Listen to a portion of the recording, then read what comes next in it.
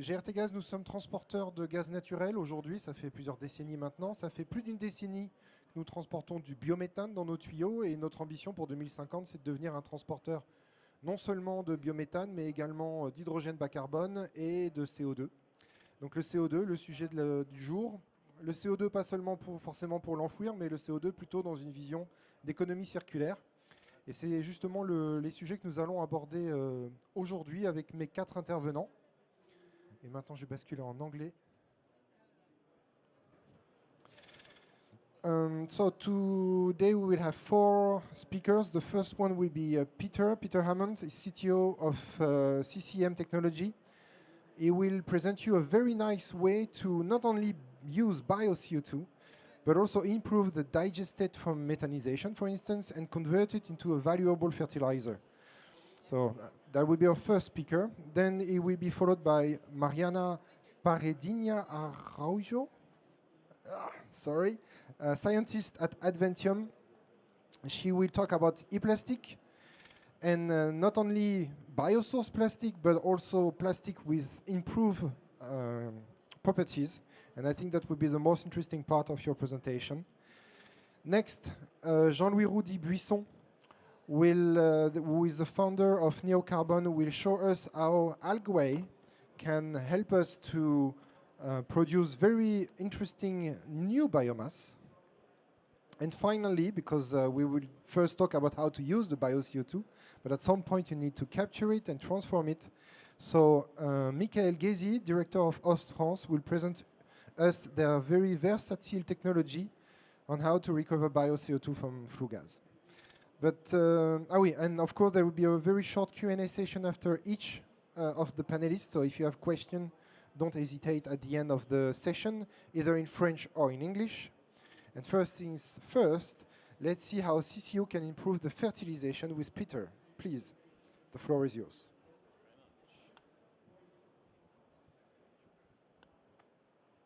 Good evening, everybody. Thank you very much for coming. I will be good evening, everyone. I will give you quite a high-level view of the work that we've been doing at critical CCM technology over the last 10 years or so. And I think it's worth setting out, particularly in the context of this meeting, that the technology that we're now utilizing was very much developed as a primary capture technology.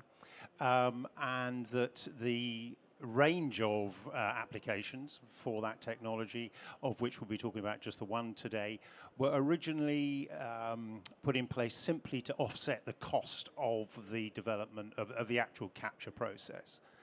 Okay, so what we do is directly capture CO2. In this instant, we're talking about material that's captured from biogenic sources, but to be frank, the technology is agnostic toward whichever source of CO2 there is. We also, as we're really focusing on initially focusing anyway, on the manufacturing step of our end product, we use both recovered energy, whether that's particularly heat being recovered at source, but also recovered resources themselves to actually provide the physical feedstocks of the material other than CO2 and the energy.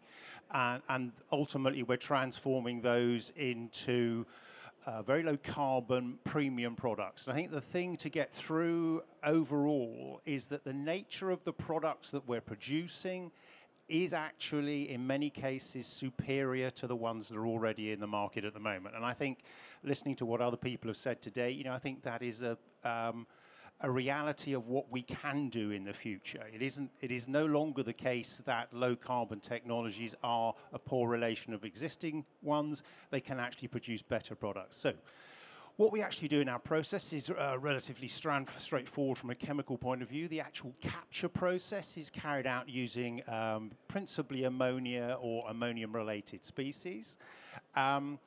We place those on organic fibers to give a large capture surface area. But also, because we're using waste materials, those amine materials, the ammonia and the related species can actually be contained in the fibers themselves. Then we expose those materials to the gas streams containing high levels of CO2, although it will work at low levels too. And then, so there's a sort of bicarbonate formation going on with the ammonia at that stage, which is fine, but it's not a particularly stable system. And we stabilize that chemistry by adding calcium salts to the system so that we end up with a durable form of capture of the CO2 in terms of calcium carbonate, but also a more stable form of the ammonium materials that are held in the product so that they can be more effective nutrients to plants as we move forward. And I think the key thing here is that during that process, there are a range of things go on that allow us to develop beneficial aspects of the product. So yes, we're directly capturing the CO2 in the process, but that capture and conversion to the carbonate material actually helps stabilize the organic materials and ultimately has an effect on how the nutrients in our end fertilizer will be released. The stabilization of the ammonia is also key, particularly in the wider context of the AD materials, because whilst we all know that there's a lot of work being, a lot of AD materials find their way back into the agricultural economy, there is a tremendous loss of particularly ammonia because of its solubility and volatility and potentially to break down through nitrous oxide and that sort of thing. So that stabilization of those elements is also key, and that is a direct utilization of the CO2 as well. There's some secondary benefits where we're obviously precipitating calcium carbonate in the system so that we're actually increasing the dry matter of the material, which ultimately reduces the drying required. And as a small aside, the reaction between the CO2 and the ammonia is quite heavily exothermic, so that can be used in the process as well. But again, the final objective is creating this stable matrix that will benefit the release of the nutrients to the plants in the long run. So those key features then, the level of capture of CO2 in the process is directly proportional to the nitrogen content of the end material. There's a simple reaction between the ammonia and the CO2. High capture rates for us generally result in an end fertilizer product of around 15N, and the CO2 is retained in that product as precipitated calcium carbonate. When we combine that retention of the CO2 in the product with the use of renewable power and recovered resources, it means that we have a very low carbon footprint for the material. And the most recent assessment that we have from the Carbon Trust, which is based on the last 2 years of production from our main plant in the UK, is giving us a carbon negative footprint for the fertilizer material. And obviously many of you will be aware that that nitrogen fertilizer production in particular is particularly carbon intensive, so this can be very beneficial to agricultural industry and wider heavy industry. So, you know, it's great. We've got a really nice material, essentially carbon negative, but what difference does it make? Well, going back to the level of impact that the agricultural sector has in the production of greenhouse gases, I think the recent work from the University of Cambridge has brought together a lot of assessments that have been carried out globally. And, you know, this is a massive issue that apparently has been ignored is not the right word, but it's certainly not been given the priority that it should have been. And so, you know, we can see here that there's 2.5 gigatons of carbon per year coming from the use and misuse of fertilizers, but also from the misuse of organic materials as well. And that's key, and it's why the stabilization of those digestates is also important, particularly and spreads wider into animal sewages as well. But you know, that for this sector to have a bigger impact than global aviation shipping shows you the sort of scale we're at. if we look directly at some of our chief customer at the moment is PepsiCo. Yes, they do the fizzy drinks, but they also do a tremendous amount of salted snacks as well. Lay's probably their biggest brand in France, but they're producing something like 30% of the global salted snack market. So they using a huge amount of agricultural inputs into their process. And you can see from this that their Scope 3 emissions basically are 80% of those are coming from that agricultural sector, and 80% of those emissions are resulting from fertilizer manufacture and use. So we can see how our technology has affected the manufacturing step of things, and that's very useful. But what is interesting, there we go, is that we also, and this is purely by default, you know, we're process engineers. We didn't set out to make a better fertilizer as such, but we have found out through the work that we've done over the last 10 years with a range of agricultural companies, but also with UK universities, and importantly with the businesses who will be using these materials, that the fertilizers work remarkably well, but they do work in a slightly different way, and a combination of the organic materials that are in them, balance levels of particular carbon and organic ratios, alongside the presence of balanced amounts of calcium in the system, mean that the materials work differently to conventional mineral fertilizers, so that we see essentially reduced runoff in those materials, a slightly slowed release profile. There's a physical returning of the carbon to the soil, which is particularly useful, which goes on to promote soil health, and there's a reduction in the nitrous oxide gas production. We also see that there's this is work done for us in Finland, which is predicting the decay of the carbon in the soil. So there's reasonably long retention times there as well. This is for the organic side, not for the carbonate material. We can see that we're producing reductions in losses from the system, and ultimately those are difficult to quantify in isolation. So we've taken an approach with our testings that essentially what we do is apply less nutrient in all our trials than is conventionally done, and we see that where we apply 20% less nutrient to the crops, we still get the same results. Similarly, as those are for cereals, we get the same sort of results with potato production, which is probably where most of our material is used at the moment.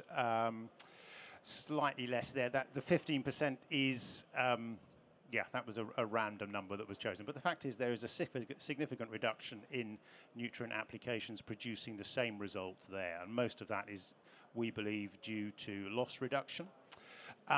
Again, these products, they work really well, but as we all know, some aspects of agriculture are quite conservative in their approach. So unless the farmers can use this material easily, it's no good. So one of the things that we've concentrated on from the outset is making sure that the material can be deployed using conventional equipment and at an appropriate level, because it's slightly less nutrient dense than conventional ones, so you actually got to put more down. But consistently we can produce spread to a 36-meter profile with, this is at 1 ton per hectare, so we can get good levels of material down.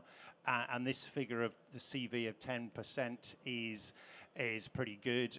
It's up there with standard mineral fertilizer applications, and the threshold for them is normally around 15%. So we're well inside that. So it spreads well and is easy for the customers to use.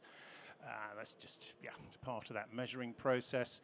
In terms of manufacturing, we have several plants on the go. Our pilot system is based in Swindon, in sort of central England. Over in the west of England, we have a farm-based AD system.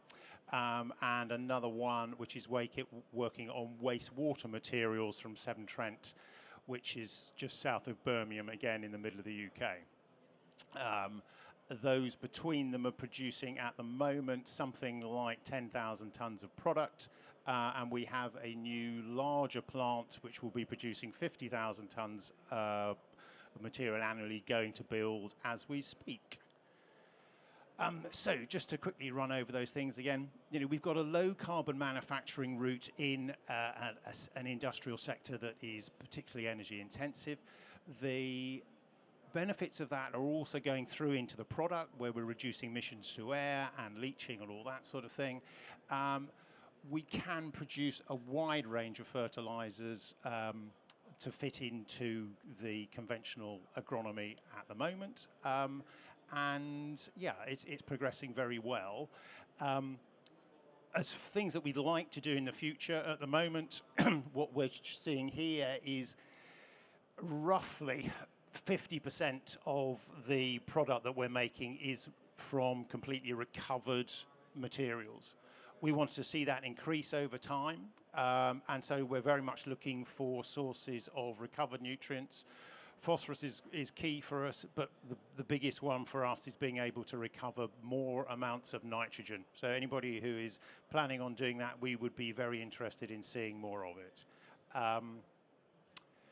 Just as going back to how much impact it can have, the situation there is that by a partial adoption of this technology, Pepsi can reduce its already significant emissions in Europe by around 20% by partial adoption of this technology.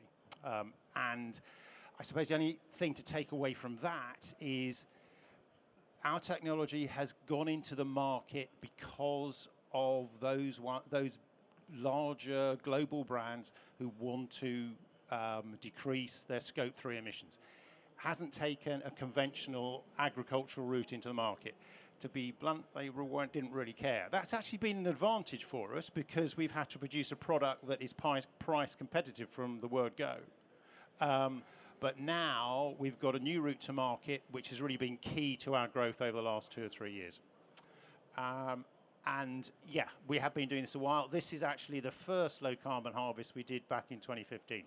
So this stuff does work, carbon is being reduced. And I think really just to echo what was being said in the previous meeting for those who were, session rather, for those who are here, all these technologies can have a really meaningful impact and are already doing so. So thank you very much for your time. Thank you. Is there any question in the room? Hi, great presentation. My name is Nilu. I'm a carbonate geochemist, PhD. And I had some questions about the MRV of how you're accounting for the carbon.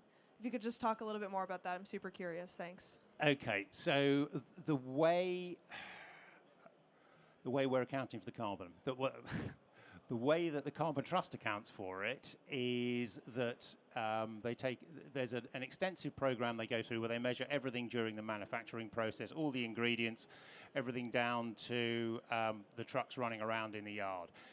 Ultimately, because we're not using geologic carbon in the process, that gives us a big advantage to start off with. So the energy on that side is pretty well all on the plant here that evaluation was carried out on. All of the heat that's required in the drying step of our process is actually recovered heat from gas engines. So that's a freebie on that front. When it actually comes down to the carbon, and that the actual process itself takes us down to about 0. The negative part is about a 50-50 mix of the precipitated calcium carbonate, which for historic reasons people like, and in fact it's all the Americans' fault actually. Sorry, you would probably turn out to be Canadian, but it's the way the way the Americans have evaluated calcium carbonate in the overall process and regarding it as a total removal from the atmosphere. We count that in, or they count that in as a carbon material, and also there's a considerable amount of organic carbon left over from the digestate in there. Now, the fate of that after we put it on the ground, we can talk about that later. Yeah. For sure. So thank you for explaining that. And you hit exactly what my initial question was when you were giving your presentation. The precipitation of calcium carbonate does not remove CO2 unless the calcium, no, it doesn't. But well, it removes it from the atmosphere for a significant period and puts it into a different horizon. Now, ultimately, yeah, the carbon cycle does what it does, but that material will eventually work back into the ultimately through the carbon cycle back into the atmosphere. But I think the great thing about this, really, and it isn't taken into account in those carbon assessments, is that we're actually preventing the production of the nitrogen fertilizer, which we're replacing, which if we were allowed to count for that instead of the calcium carbonate, we get a much bigger number, because those will be up there at possibly somewhere between 3 and 6 tons of CO2 per ton of nitrogen, whereas our ones have a much lower impact. The CO2, I'm not really... Yeah, it's really a true avoidance and replacement picture that we're after, rather than just I'm not really that worried about the pathway back, to be honest. It's missing out. It's getting the big guy out of the room, really, is what we're there for. Cool. I just wanted to, you will be removing CO2, if you precipitate calcium carbonate, if you're adding alkalinity to the system. Otherwise, the dissolving of calcium carbonate actually removes CO2 because you're consuming... yeah, well, obviously, where precipitate, it depends what soil environment we put it back into as well, and all that sort of stuff. That's why I was curious about the MRV, because you're treading into the enhanced weathering world, and the MRV for that is a mess. Yeah. Oh, yeah. Basically, I think we can have endless arguments about how you measure the carbon, but I think what we do know is this is better than making ammonium fertilizers out of natural gas. For sure. That's where we are. Okay, I feel you. Okay. Thank you. Thank you. Any other question for Peter? No? Okay. Thank you for your presentation. I think it was very interesting. The question was a good one, actually. Thank you for asking that one. To introduce us about your technology from us, Michael.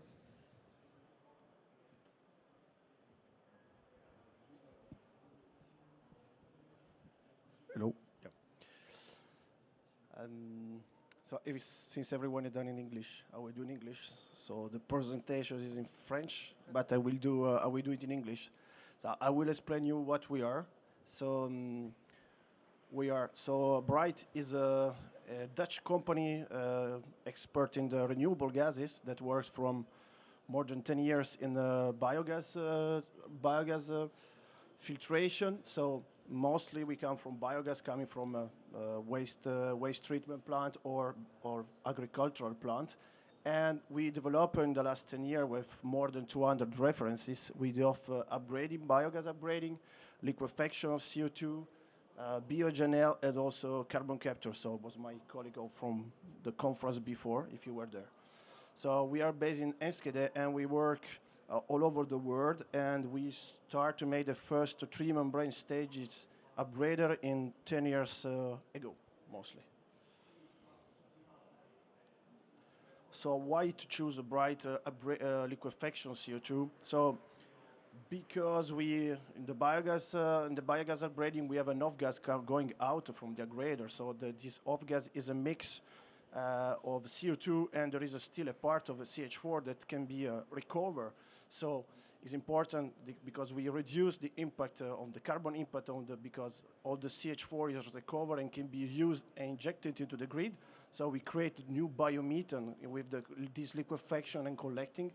So this CO2 is a biogenic CO2, so it's a renewable CO2. It can be used in different purposes, like greenhouses for cultures, or in industry, food, beverage, or whatever other industrial work, market. So we develop it by our own, because we are also operator of biogas plant and CO2 unit. So we develop our own technology, and we decided we move to CO2 refrigeration without avoiding to use pollutant and gas risky like ammonia or freon. So we moved to CO2 refrigeration, and our solutions are scalable and in different size, and they can be rapidly installed on site. So I will explain you like a little bit how it works. So the off gas is coming out from the upgrader. So as I told you, it's a mix where there is still 0.5% of methane slip. And so first of all we compress this flue gas, and once it's compressed, we are going to dry it down. So we are going to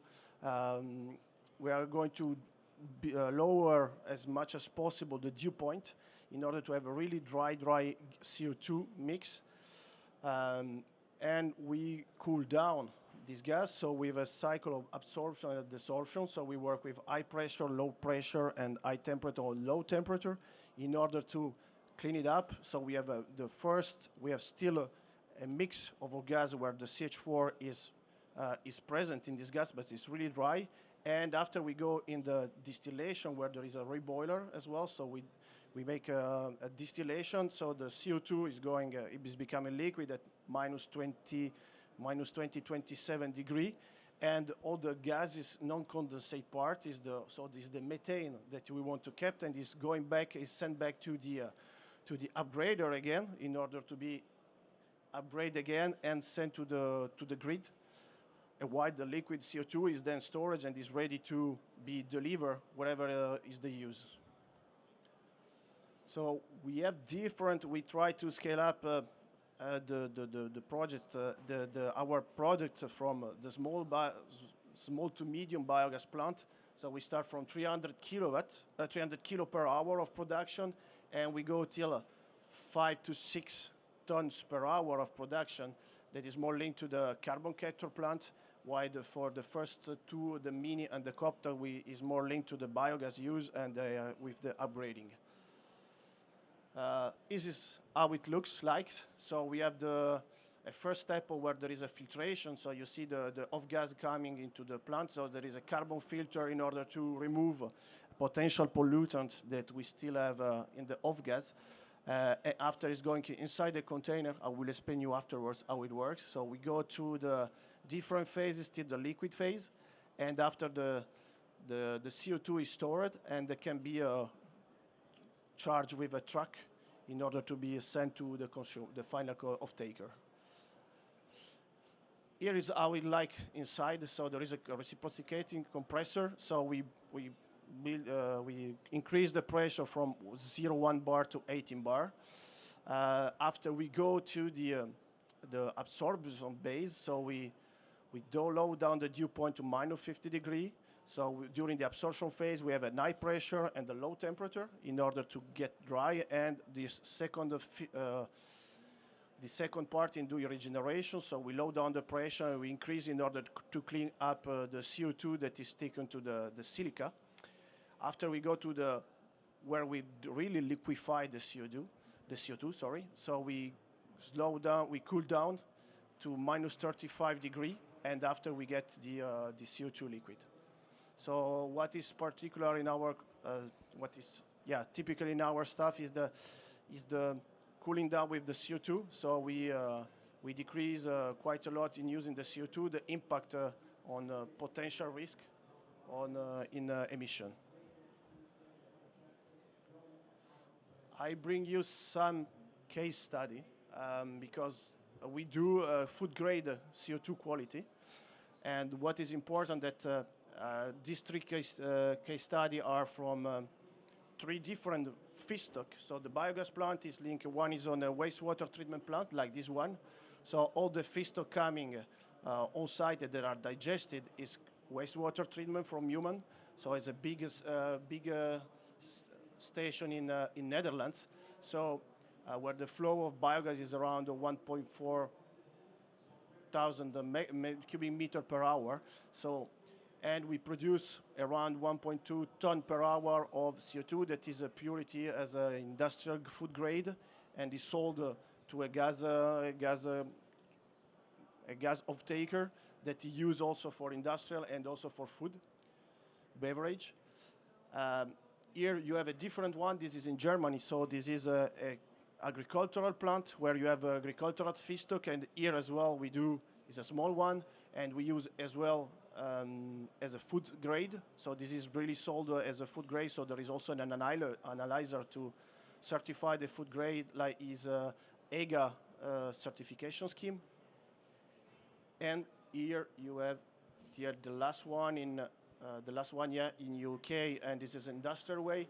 And the feedstock is about food waste. So as you see, there are 3 different case studies, but the end result is the same. So a pure CO2 that can be used also for food grade, and is a renewable one. So it's a bio CO2 that can be used, and is a renewable and recyclable. Thank you very much. Any question in the room?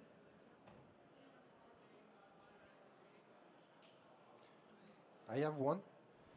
Because the example that you gave us was, if I'm not mistaken, always for food grade quality. Yes.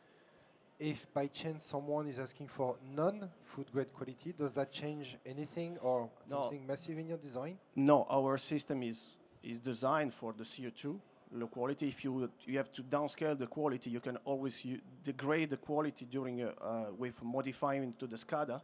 So we can we can lower down, so there will be less electrical consumption. So that is good, because if you don't need the food grade quality, you don't have to produce it. But the system can switch from one to the other, is in terms of end set point that you do in the non-condensate, because you are going to pilot the system not on the CO2 quality but on the non-condensate, because it's more easy to measure the CH4. Then the quality with 99.999 is more easy to measure in ppm, the CH4. So you can, with moving the set point on that part, you can degrade to industrial scale, and you can also decide with your off-taker the quality it needs or not. If we go to greenhouses, for example, there is no need to have this purity of 99.9. You can decrease to 98, 97. So in the greenhouses, it's more important to what is also inside, so the feedstock and also the other gases that can be, so where the CO2 is coming from, because you can have other pollutant like NOx or SOx if you use CHP, or you can have some ethylene or other that can be not good for greenhouses. So you have to adapt also this part, and the quality can be adapted with the same system. Thank you. Thank you very much. Well, thank you for your 4 intervention. I think it was very interesting. I hope, at least I hope we have convinced you that the point is not to decarbonize our society, but defossilize our society, because I think that you have had the proof today that we need carbon. We need biosource carbon for our economy, for our life, and for everything. So thank you again. Have a nice evening tonight in Nantes. And don't forget that the fair is still going on tomorrow. And our speaker, I think you have booths for some of you. And we will be here if you have any further questions. Thank you.